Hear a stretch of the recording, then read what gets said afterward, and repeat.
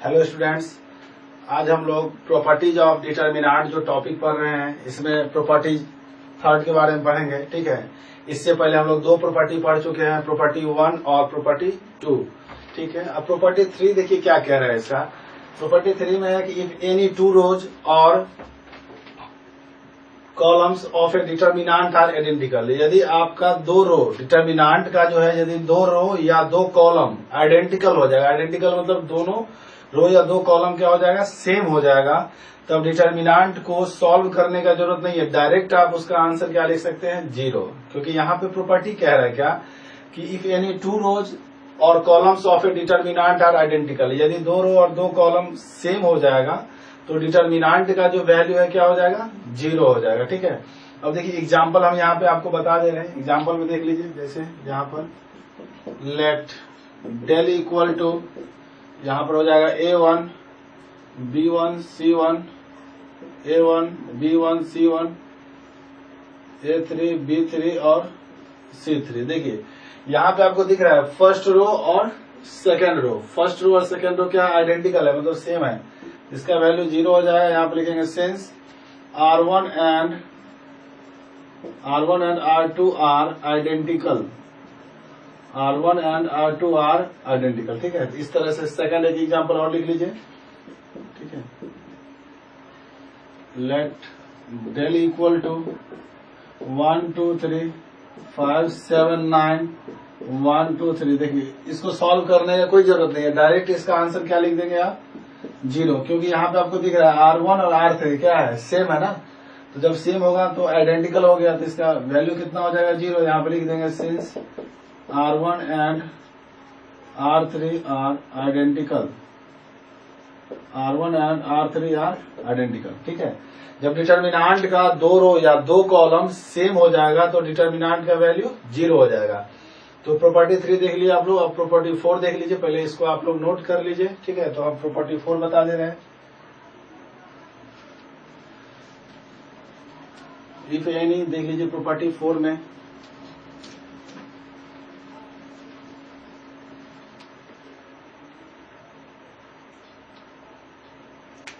देखिए property 4, if any two rows or columns, if any two rows or columns, if any two rows or columns of a determinant, if any two rows or columns of a determinant are proportional। ठीक है, if any two rows or columns of a determinant are proportional,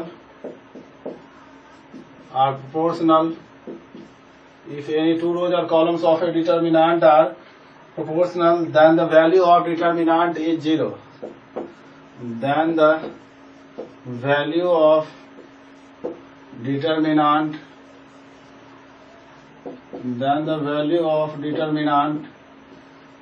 is 0। ठीक है, मतलब determinant का कोई भी दो रो या दो कॉलम क्या हो जाएगा, प्रोपोर्शनल हो जाएगा। मतलब प्रोपोर्शनल मतलब रेशियो क्या होना चाहिए, इक्वल होना चाहिए। जैसे देखिए यहाँ पर भी एग्जाम्पल आपको बताते हैं, एग्जाम्पल से देख लीजिए आप।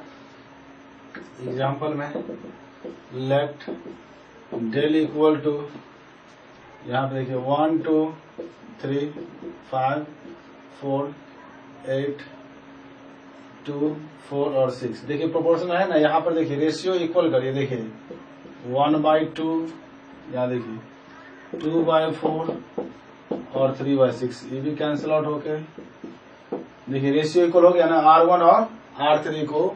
यहाँ पे देखिए दोनों, यहाँ पे क्या है, प्रोपोर्शनल है R1 और R3, क्योंकि रेशियो क्या है, इक्वल है। अगर आप ऐसे प्रोपोर्शनल वाला प्रॉपर्टीज नहीं देख पाएंगे तो यहाँ देख लीजिए।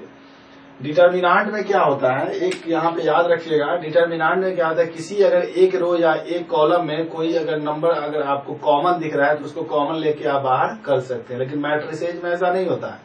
मैट्रिसेज में क्या होता है, जितने भी नंबर्स, जितने भी एलिमेंट है सब में से आपको कॉमन आना चाहिए, तभी आप उसको बाहर कर सकते हैं। लेकिन डिटर्मिनेंट में ऐसा नहीं है। डिटर्मिनेंट में अगर आपको एक रो, किसी भी एक रो या एक कॉलम में भी अगर आपको कॉमन दिख रहा है तब आप उसको बाहर कर सकते हैं कॉमन लेके। यहाँ देखिए आपको इसमें कॉमन क्या दिख रहा है, 2, सब में कॉमन है ना 2। देखिए तो 2 आप कॉमन ले लेंगे, यहाँ पे देखिए 2 जब कॉमन लेंगे तो क्या बचेगा 1 2 3 5 4 8 और 1 2 3। अब देखिए इसका वैल्यू तो जानते हैं कितना होगा 0, तो 2 इंटू 0 कितना हो जाएगा, यहाँ पर 2 इंटू 0 0 हो जाएगा। ठीक है, तो इस तरह से हम लोग बना सकते हैं। जब भी आपको 2 रो या 2 कॉलम आइडेंटिकल हो जाएगा तभी 0 होगा, जब 2 रो या 2 कॉलम प्रोपोर्शनल हो जाएगा तभी डिटर्मिनेंट का वैल्यू क्या हो जाएगा 0 हो जाएगा। ठीक है, तो इस प्रॉपर्टी को आप लोग नोट कर लीजिए, फिर हम आपको प्रॉपर्टी 5 के बारे में बताएंगे। ठीक है, इसको लिख लीजिए आप लोग।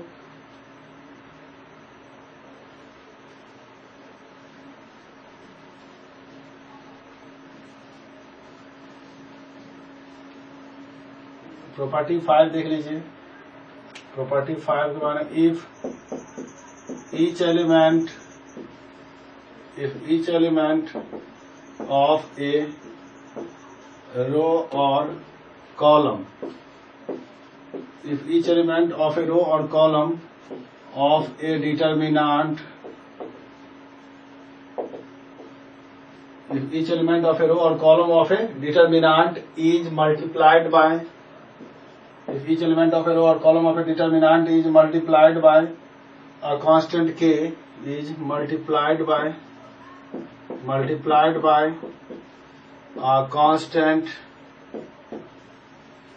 multiplied by a constant k, then the value of, if each element of a row or column of a determinant, if each element of a row or column of a determinant is multiplied by a constant k, then the value of determinant, then the value of new determinant is k times, then the value of new determinant is k times the value of, is k times, then the value of new determinant is k times the value of, times the value of original determinant, original determinant। ठीक है, देखिए क्या कह रहा है property 5, यदि आप determinant के किसी भी एक रो या एक कॉलम में किसी कांस्टेंट से अगर आप मल्टीप्लाई कर देते हैं तब जो डिटर्मिनेंट का वैल्यू है वो उतना ही टाइम्स हो जाता है। ठीक है, डिटर्मिनेंट के किसी भी एक रो या एक कॉलम में मान लीजिए आप 2 से मल्टीप्लाई कर दिए, तब जो नया डिटर्मिनेंट का वैल्यू होगा वो पुराने डिटर्मिनेंट का 2 टाइम्स हो जाएगा। जितने जो भी कांस्टेंट से आप मल्टीप्लाई करेंगे उतना टाइम्स हो जाएगा जो नया डिटर्मिनेंट होगा पुराने डिटर्मिनेंट का। तो देख लीजिए यहाँ पर हम एग्जाम्पल देते हैं।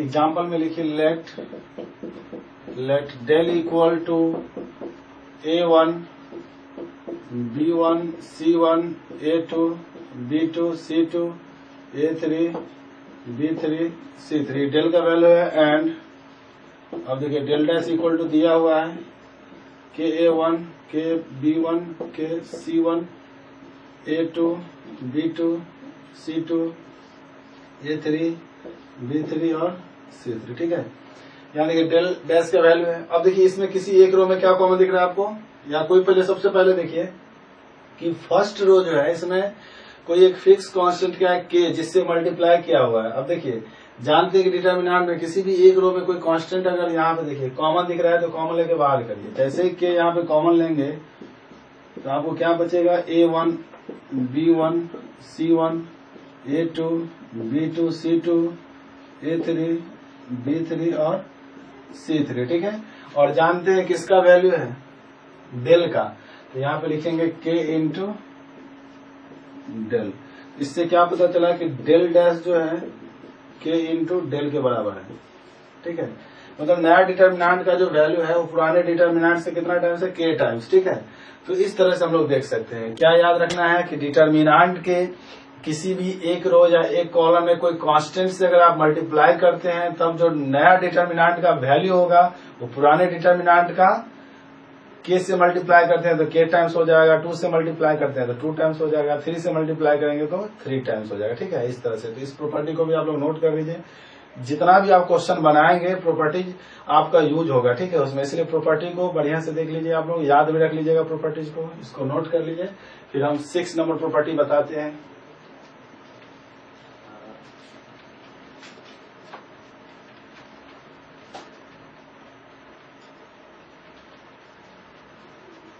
देखिए 6 नंबर प्रॉपर्टी को देखिए,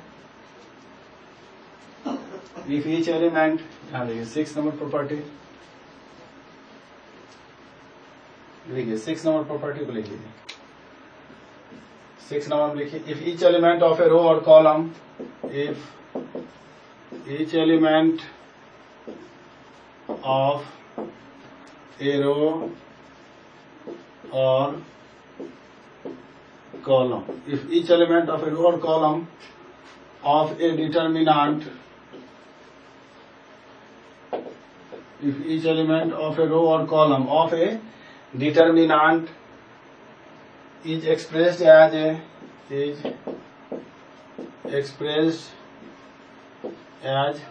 sum of two or more terms, expressed as a sum of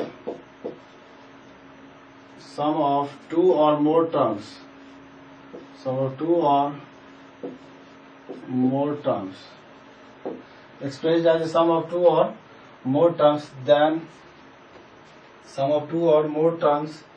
then the determinant can be terms, then the determinant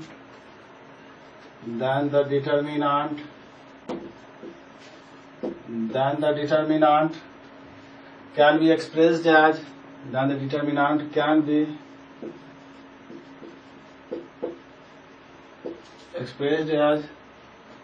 sum of two or more, then the determinant can be expressed as sum of two or more determinants, ठीक है, then the determinant can be expressed as sum of two or more determinant. If each element of a row or column, देखिए, if each element of a row or column of a determinant is expressed as a sum of two or more terms, then the determinant can be expressed as sum of two or more determinants. यदि determinant के किसी भी एक रो या एक column में दो terms सम के फॉर्म में होगा, तो दो डिटर्मिनांट के सम के फॉर्म में आप उसको एक्सप्रेस कर सकते हैं, ठीक है। यदि डिटर्मिनांट के किसी भी एक रो या एक कॉलम में दो टर्म या थ्री टर्म, जितने भी होगा टर्म, अगर सम के फॉर्म में होगा तो उसको दो या दो से ज्यादा डिटर्मिनांट के फॉर्म में एक्सप्रेस कर सकते हैं। इसका एग्जाम्पल एक आप देख लीजिए, ठीक है। एग्जाम्पल में लिखिए, एग्जाम्पल में देख लीजिए, लेट डेल इक्वल